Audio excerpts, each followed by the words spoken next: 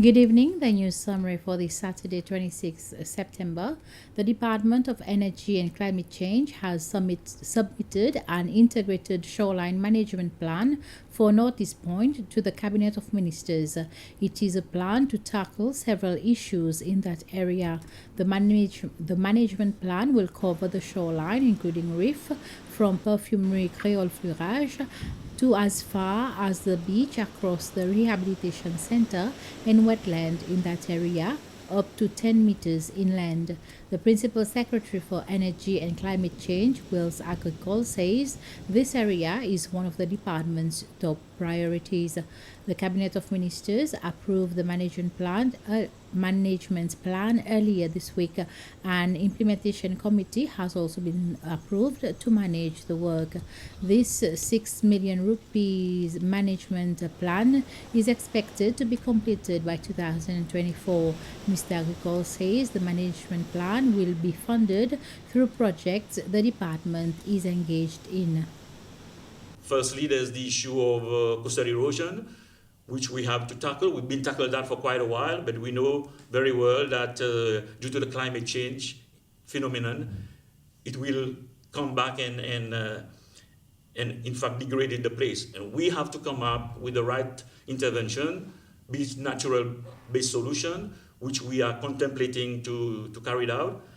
And secondly, we know very well that this place, the beach, is quite a number of our people comes there during the weekends to enjoy themselves. And we know quite well that at times they play loud music. There's noise pollution, which we want to address this, and also address the issue of waste around this area. One important aspect of that area is the wetland, which is an ecosystem needs protection.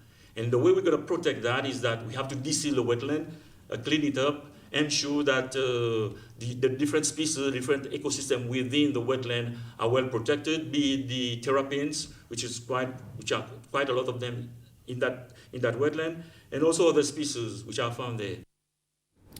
The redevelopment plans of the ex-Banyan Tree site has been made public. The consultative meeting was held in the Takamaka District Administration Office recently. Through various presentations, the residents could have a broader view of the project and the effects that the redevelopment of the ex-Banyan Tree site will have on the biodiversity and the local community. It was towards the end of 2018 that Murban, a private investment company from the UAE, acquired the Banyan Tree Seychelles. The developer will upgrade the resort.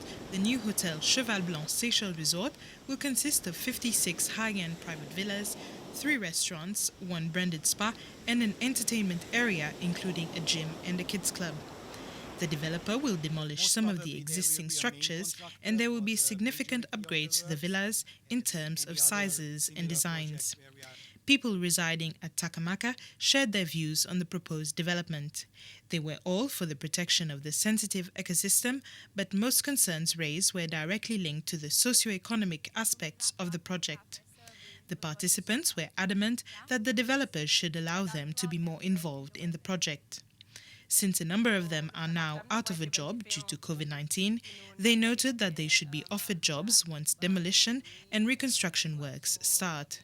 Road safety was also discussed. Students can now learn more about Arid and the outer islands of Seychelles. This follows a donation of 1,500 books to various public and private schools. Island Conservation Society (ICS), an environmental NGO, made this donation at a ceremony held recently at the Montfleury Primary School. The chairman of ICS, Adrian Scarrett, handed over the books to the Principal Secretary for Education, Dr. Odile Decoumamon. The books contain information about the flora and fauna of the outer islands and Arid Island. The deputy CEO of ICS, Shane Emily, has indicated that those books would serve to strengthen environmental education in the schools and help students to better appreciate the natural heritage of Seychelles.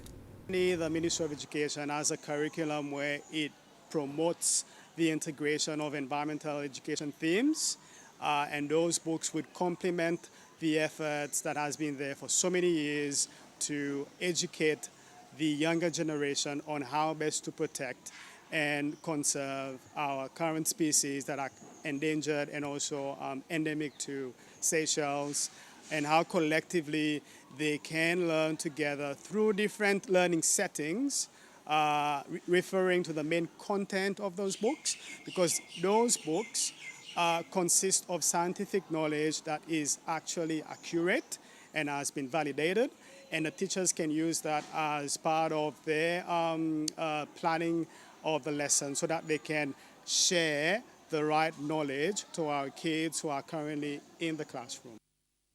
Contestants of the Miss Seychelles Beauty Pageant have had the opportunity to increase their knowledge on domestic violence and child abuse in the country.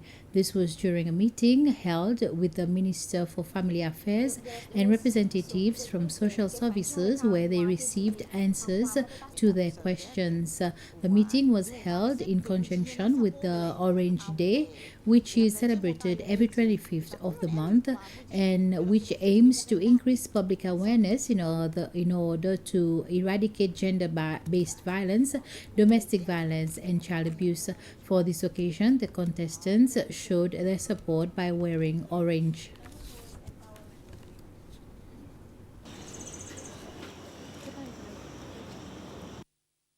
That's the end of this news summary. Join me at 8 for the news bulletin in Creole. Until then, have a pleasant evening.